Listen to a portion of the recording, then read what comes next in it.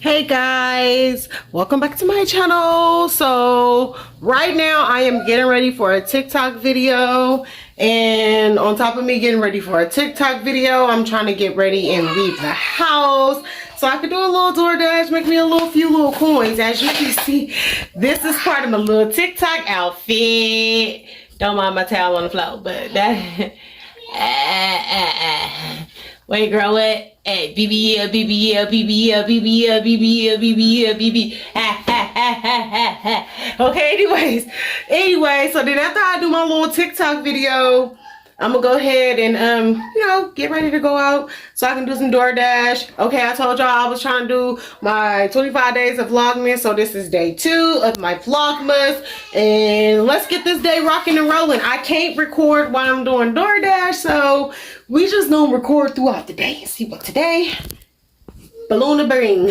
Balloon bring thing just happened, like while I was like in the character thing doing a little video and all this stuff. I wish I could have got the video. Like, I sometimes need to put my camera up when I'm doing my TikToks. Anyways, so while I'm out here doing my video, I popped the little balloons that was in my chest, a little pop, right?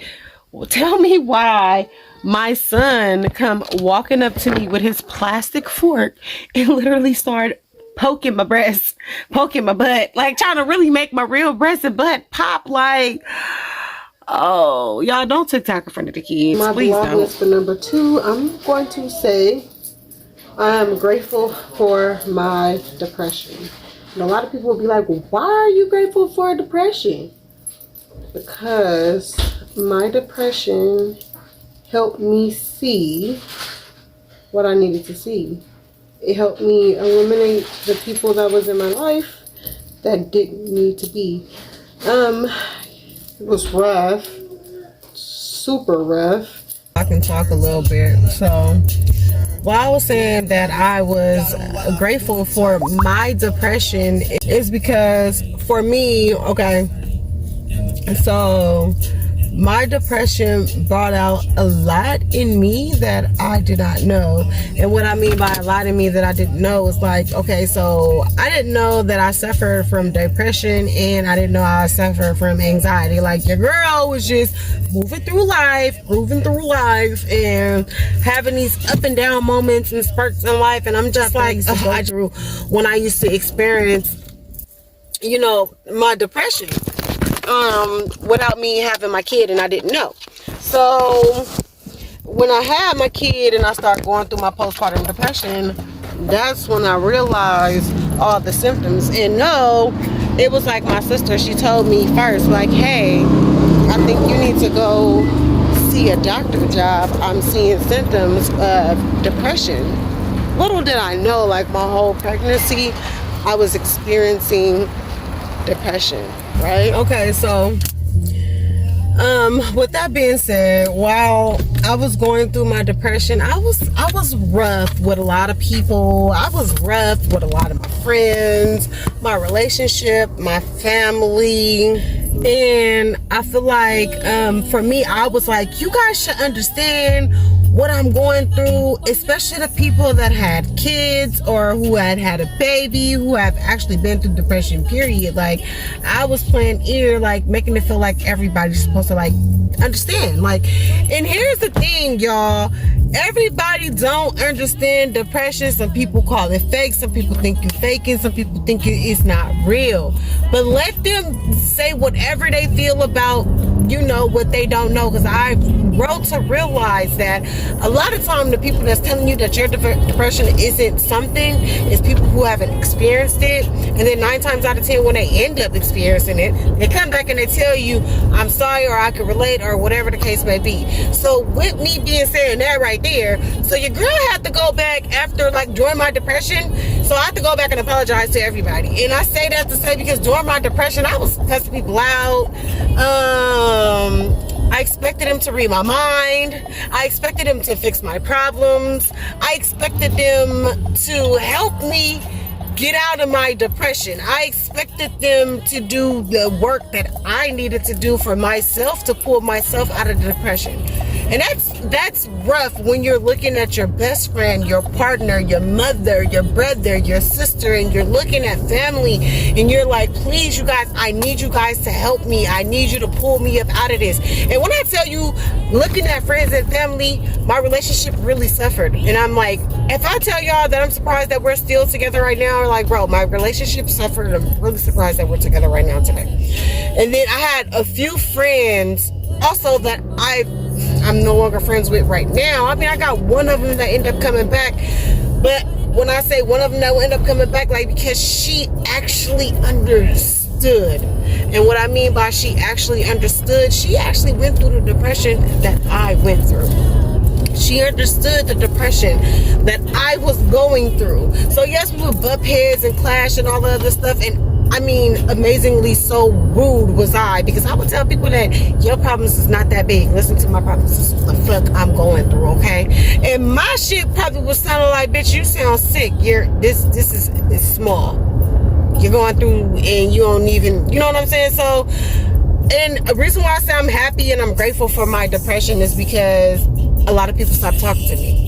And if I didn't have a lot of people stop talking to me and start treating me certain ways and start, giving me the cold shoulder and shunning me, I would still be that same person that I was right after I had my kid.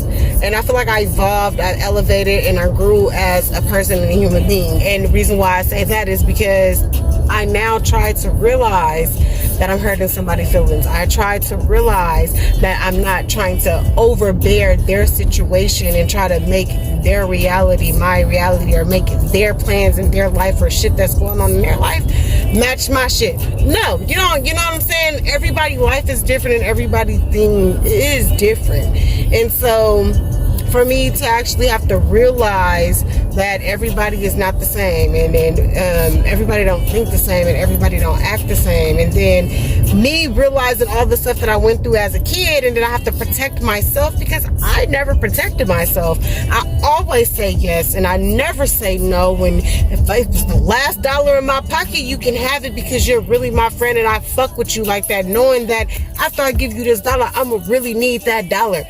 But I wouldn't say nothing to nobody. I just, you know what? I ain't got no money right now. Let me go hustle up and go figure out what it is I can do to go make me a few more dollars so I can have the money back in my pocket. Now, me, I'm feeling like, as a friend, this is what you do with your friends or your family and also on and so forth. But then when the shoe was on the other foot and I needed help and I needed people to break their self the way that they were breaking I was breaking myself, excuse me. Niggas wouldn't do that, okay? They would not do that. And so I have to understand to start realizing that it came from the kindness of my heart. But at that same time that it was coming from my kindness of my heart, I also needed help.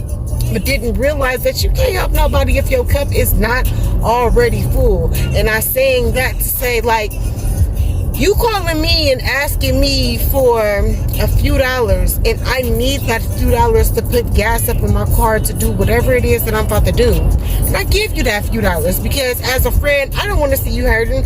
I don't want to see you struggling. And you probably need that few dollars just as much as I need that few dollars too. But if I give you that few dollars, who's going to give me the few dollars that I need to put up in my gas tank? And start realizing I was doing that a lot. And it got to the point that I started getting mad at my friends, and I'm like, fuck all y'all motherfuckers ain't got my back the way I need y'all to have my motherfucking back. Y'all ain't down for me like the fuck I'm down for y'all. Like, nigga, I be over here breaking my motherfucking neck for motherfuckers, and all that don't even fucking matter, because if you would have just said and stayed true to yourself and said, look, I ain't got it. You got to do X, Y, and Z for yourself right now also. So, stop tripping. You wouldn't even be yelling and screaming at motherfuckers, telling motherfuckers how you ain't got my back like I got yours. See, if you would have had your own back, like you had the other motherfuckers back, you wouldn't be mad at everybody talking about how you ain't got because you just helped everybody else. So that's when it comes to your cup need to be full. And going through all of this realization, y'all, like when I'm telling y'all, going through all of this realization, I start becoming a spiritual person. I start getting spiritual things happen to me. And, start going spiritual. and doing my own thing and figuring out myself about life, I started to realize that I started loving myself more. I started loving the person that I was becoming. I started realizing all of my flaws that I didn't like, but I was so quick to point out in other people. But I did the same thing, okay? So let's not go there. Like, you know, people got flaws, but they be so quick to point them out and not realize that you do the same damn thing that other people do.